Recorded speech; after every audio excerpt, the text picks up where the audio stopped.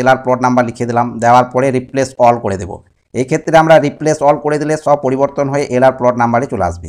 আমরা এখানে দেখে নেব, দেখুন 12 জায়গায় অর্থাৎ প্লট যত জায়গায় লেখা ছিল সেই জায়গায় প্লটের পরিবর্তে এলআর পি নাম্বার হয়ে গেছে। সার্ভিস সমাধান চ্যানেলে আপনাদেরকে স্বাগত। আজকে অটোক্যাডের উপর যে ভিডিওটা আমি নিয়ে এলাম, এই বিষয়ে আমরা জিএনএ ক্যাডে একটা ভিডিও করেছি এবং সেই ভিডিওতে আমরা ফাইন্ড বা সার্চ বাটনের কাজ দেখিয়েছি এবং কিভাবে সহজে দাগ নাম্বার বা কোনো টেক্সট খুঁজে পাওয়া যায় সেটা জিএনএ ক্যাডের পার্ট 19 নাম্বার ভিডিওতে আমি দেখিয়েছি। তো আপনারা ভিডিওটা যারা দেখেননি, ডেসক্রিপশনে লিঙ্ক দেওয়া আছে, সেখান থেকে গিয়ে দেখে নেবেন। এবার আমরা অটোক্যাডে সেই কাজটায় আরও সুন্দরভাবে কি করে করা যায় এবং আরও কিছু অ্যাডভান্স কাজ আছে সেগুলো কিভাবে করা যায় সেটাই ভিডিওর মাধ্যমে দেখে নেব।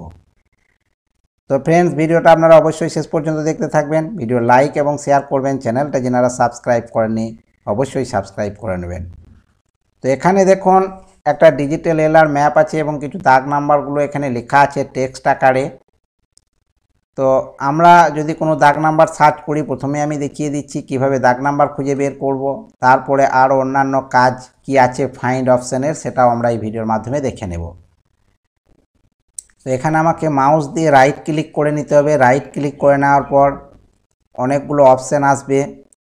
এখানে নিচে দেখুন, নিচের দিক থেকে 2 নাম্বারে ফাইন্ড একটা অপশান এসছে। এই ফাইন্ডটার উপর আমরা ক্লিক করে দেব। ক্লিক করে দেওয়ার পর ফ্রেন্ডস, এখানে দেখুন ফাইন্ড অ্যান্ড রিপ্লেস একটা বক্স খুলে গেছে। এখান থেকে আমরা কি করব, যে দাগ নাম্বারটা আমরা খুঁজে নিতে চাচ্ছি সেই দাগ নাম্বারটা এখানে লিখে দেব। তো এখানে আমি 350 দাগ নাম্বার লিখে দিলাম। লিখে দেওয়ার পর ফ্রেন্ডস, এখানে আমি ফাইন্ডে একবার ক্লিক করে দেবো। তো ফাইন্ডে যখন ক্লিক করে দেবো তো এখানে লিখেছে 5 ম্যাচেস ফাউন্ড, অর্থাৎ 350টা 5 জায়গায় আছে। তো 5 জায়গায় কেন দেখাচ্ছে এখানে সেটাও আমি বলে দিচ্ছি। এখানে দেখুন মডেলে আছে 350 আর লেআউটে চলে গেছে কিছু। তো আমার তো লেআউটে এখন প্রয়োজন নেই, আমার যে ম্যাপটা ভরা আছে সেটা মডেলে আছে। তো এই মডেলে এটাকে আমি যদি সার্চ করি তাহলে কি করব, এর উপরে আমি ক্লিক করে দেব। ক্লিক করে দিলে যখনই আমি এর উপরে ডবল ক্লিক করব তখন 350 নাম্বার প্লটটা আমার সামনে জুম হয়ে চলে এসছে, যেটা জিএনএ ক্যাডেও আমরা দেখিয়েছিলাম, খুব সহজেই জুম হয়ে সামনে চলে আসছে। এবার ফ্রেন্ডস, এই লিস্টটা যদি আপনাদের না আসে তাহলে আপনারা কি করবেন, এই যে লিস্ট রেজাল্ট একটা অপশান আছে, এই জায়গায় টিক লাগিয়ে দেবেন। এটা যদি আনটিক করে দেওয়া হয় তাহলে লিস্টটা আসবে না। লিস্টটা না এলেও আপনার প্লট নাম্বার আপনি খুঁজে পেয়ে যাবেন। আমি যদি এখান থেকে লিখে দিই 648, তাহলে ফাইন্ড করি, তাহলে 648 নাম্বার প্লটটা সরাসরি চলে আসবে। এবার যদি আমরা এখান থেকে লিস্টটা খুলে দিই তাহলে এরপর যদি আমি আবার ফাইন্ড করি তাহলে এখানে যতগুলো 648 নাম্বার লেখা আছে বা 648 রিলেটেড কিছু লেখা আছে সেগুলো এখানে চলে আসবে। তো এখানে আমার প্লট নাম্বার মডেলে 648টাই কেবল দরকার, তাহলে 648-এর ওপর ডবল ক্লিক করে দেব। ডবল ক্লিক করে দিলে আমি 648 নাম্বার প্লটটা স্ক্রিনের সামনে দেখতে পেয়ে যাব। তো এটা ছিল একটা বিষয়। তো এবার আমরা কি করব, ওটা বন্ধ করে দিলাম। বন্ধ করে দেওয়ার পর ফ্রেন্ডস, এখানে দেখুন প্লট নাম্বার অনেকগুলো লেখা আছে। তো আমি দেখি এবার প্লট নাম্বার। তো আবার আমি রাইট ক্লিক করলাম, ফাইন্ডে গেলাম, যাওয়ার পর এখান থেকে আমি কি করলাম, প্লট নাম্বার লিখে দিলাম। শুধু প্লট লেখা আছে, প্লট লিখে দিলাম। লিখে দেওয়ার পর ফাইন্ড করব। তো 12 ম্যাচেস ফাউন্ড, এখানে 12টা লেখা আছে, 12 দেখাচ্ছে। তো মডেলে কতগুলো আছে আমরা দেখে নেব। সবগুলোই মডেলে লেখা আছে, অর্থাৎ প্লট যে প্লট নাম্বারের লিস্টটা আমার আছে, প্লট যেখানে লেখা আছে সব দাগগুলোর আগে প্লট কথাটা লেখা আছে, সেই লিস্টটা চলে এসছে। এখান থেকে আমার যেটা প্রয়োজন, যদি 680 দরকার হয় তাহলে 680টার উপর আমি ডবল ক্লিক করে দেব, তাহলে 680 নাম্বার প্লটটা এখানে দেখুন চলে এসছে। তো ফ্রেন্ডস, এটা তো ছিল সহজে খুঁজে নেওয়ার ব্যাপার, কিন্তু আরও অ্যাডভান্স অটোক্যাড যেটা করেছে সেটা হচ্ছে রিপ্লেস, ফাইন্ড অ্যান্ড রিপ্লেস। তো আমি যদি প্রয়োজনে এটাকে রিপ্লেস করে নিতে পারি, তো আমরা দেখব কিভাবে রিপ্লেস করা যায়। তো দেখুন এখানে আমি শুধু প্লট নাম্বার লিখে শুধু প্লট কথাটা লিখেছি। তো আমি চাচ্ছি যে এটা এলআর প্লট, তাহলে আমি এলআর কথাটা এর সঙ্গে জুড়ে দিতে চাচ্ছি। তো আমার তো অনেক 12 জায়গায় লেখা আছে, 12 জায়গায় আমাকে একটা একটা করে এডিট করে করতে গেলে অনেক সময় লেগে যাবে। তাহলে আমরা কি করব, আবার রাইট ক্লিক করব, রাইট ক্লিক করার পর ফাইন্ড অপশানে যাব, ফাইন্ড অপশানে যাওয়ার পর উপরে যেটা লেখা আছে আমার সেটা উপরেই লিখে দিলাম, এবং যেটা প্রয়োজন সেটা আমি নিচে লিখে দেবো। আমি লিখে রেখেছিলাম বলে এটা লেখাটা চলে এসছে। যদি আপনারা নতুন করে টাইপ করতে চান তাহলে LRP নাম্বার আমি একটু ছোট করে দিলাম, না হলে প্লটের ভিতর ধরবে না। তো LRP নাম্বার অর্থাৎ LR প্লট নাম্বার লিখে দিলাম, দেওয়ার পরে রিপ্লেস অল করে দেব। এই ক্ষেত্রে আমরা রিপ্লেস অল করে দিলে সব পরিবর্তন হয়ে LR প্লট নাম্বারে চলে আসবে। তো রিপ্লেস অল করে দেওয়ার পর 12 ম্যাচেস ফাউন্ড এবং 12 অবজেক্ট চেঞ্জ, এখানে আমাকে লিখে দিয়েছে 12টা দেখা যাচ্ছিল প্লট নাম্বার, 4 জায়গায় 12টা অবজেক্টই চেঞ্জ হয়ে গেছে। তো ওকে করে দেব, ওকে করে দেওয়ার পর ডান করে দেব। ডান করে দেওয়ার পর ফ্রেন্ডস আমরা এখানে দেখে নেব, দেখুন 12 জায়গায় অর্থাৎ প্লট যত জায়গায় লেখা ছিল সেই জায়গায় প্লটের পরিবর্তে LRP নাম্বার হয়ে গেছে, অর্থাৎ যেটা আমি লিখেছিলাম সেটাই চলে এসছে।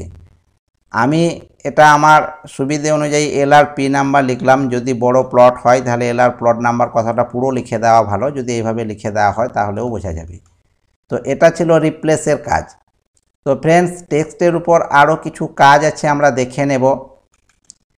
টেক্সটের উপর আরও কিছু কাজ আছে, যেমন যদি এই টেক্সটগুলো আমাদের লেয়ারে করা থাকে, কোনো আলাদা লেয়ার করা থাকে, তাহলে সেই ক্ষেত্রে আমরা টেক্সটের আরও অনেক চেঞ্জিং এখান থেকে করতে পারবো।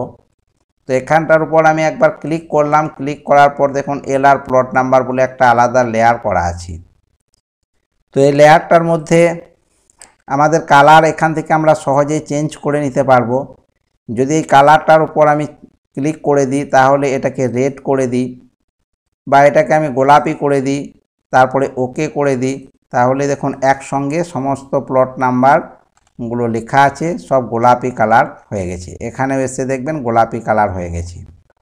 এই যে টেক্সট হাইটটা সাইজ যেটা আছে সেই সাইজটা আমাদেরকে ম্যাপের প্রিন্ট অনুযায়ী একটু ছোট বড় করে নিতে হয়। সেই ক্ষেত্রে আমরা কি করব, এটার উপর আবার একটার উপর ক্লিক করব, ক্লিক করার পর সিলেক্ট সিমিলার অপশান আছে।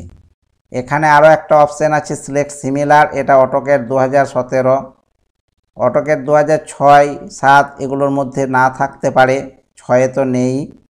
তো সিলেক্ট সিমিলার অপশানে আমরা একবার ক্লিক করে দেব, তাহলে যত জায়গায় এই লেয়ারে কাজটা করা আছে অর্থাৎ LR প্লট নাম্বার যে লেয়ারটা এখানে শো করছে সমস্ত প্লট নাম্বারগুলো একসঙ্গে সিলেক্ট হয়ে যাবে, আমাকে আর আলাদা আলাদা করে সিলেক্ট করার প্রয়োজন হচ্ছে না। এবার আমরা কি করব, রাইট ক্লিক করব মাউস থেকে রাইট ক্লিক করার পর প্রপার্টিজ অপশান আছে, এই প্রপার্টিসে আমরা একবার ক্লিক করে দেব। ক্লিক করে দেওয়ার পর ফ্রেন্ডস এখানে পুরো প্রপার্টিসটা খুলে গেছে। এখানে কালারটা যেটা আমরা লেয়ারে একটু আগে চেঞ্জ করলাম সেই কালারটা চলে এসছে। আমি এখান থেকে শুধুমাত্র টেক্সট হাইটটা চেঞ্জ করব, এখানে 4 ছিল, এই 4-এর জায়গায় আমরা এটাকে যদি 7 করে দিই, তারপর একবার বাইরে ক্লিক করে দিই, তাহলে আমার প্রত্যেকটা টেক্সট 7 অর্থাৎ 7 ফিট হিসাবে আমার চেঞ্জ হয়ে যাবে।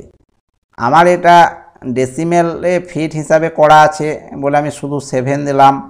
যদি আপনাদের ফিট ইঞ্চি হয় তাহলে আমরা 7 × 12 অর্থাৎ 7 12-তে 84 হয়, 84 হিসেবে দিয়ে দেবেন, তাহলে 7 ফিট হিসাবে আসবে। তো এখানে প্লট নাম্বারটা বেড়ে গেল। আমি যদি মনে করি আবার একটু কমিয়ে নেব, তাহলে এখান থেকে সিলেক্ট করলাম, আবার সিলেক্ট সিমিলার অপশানে যাব। সিলেক্ট সিমিলার অপশানে যাওয়ার পর রাইট ক্লিক করব, প্রপার্টিসে যাব, প্রপার্টিস বক্সটা খুলে যাবে আমার। তারপর এখান থেকে আমি কমিয়ে এটাকে যদি 5 করব মনে করি, তাহলে 5-এ ক্লিক করে বাইরে ক্লিক করে দেব, তাহলে দেখুন টেক্সটটা আবার সাইজটা কম বেশি হয়ে গেছে। তো এক্ষেত্রে আমরা ফাইন্ড অ্যান্ড রিপ্লেসের কাজ দেখলাম, সহজে প্লট নাম্বার খুঁজে বের করার কাজ দেখলাম, এবং টেক্সট হাইটকে কিভাবে ছোট বড় করা যায় সেটাও দেখলাম। এছাড়াও টেক্সটের আরও অন্যান্য নানা রকম কাজ আছে যেগুলো আমরা চেষ্টা করব আরও কোনো ভিডিওর মাধ্যমে দেখানোর। ভিডিও যাতে লম্বা না হয়ে যায় ফ্রেন্ডস, তার জন্য আমি আজকে অটোক্যাডের উপর এই কনসেপ্টগুলো দেওয়ার চেষ্টা করলাম এবং ছোট করে দিলাম। পরবর্তী ক্ষেত্রে চেষ্টা করব আরও ভালোভাবে অটোক্যাডের আরও নানা রকম টুলস বা টেকনিক্যাল যে জিনিসগুলো আছে সেগুলো আমরা দেখব এবং আমাদের সময়গুলো বাঁচিয়ে নেব সহজে কিভাবে কাজ করা যায়। তো ফ্রেন্ডস, ভিডিওটা শেষ পর্যন্ত দেখার জন্য অনেক অনেক ধন্যবাদ।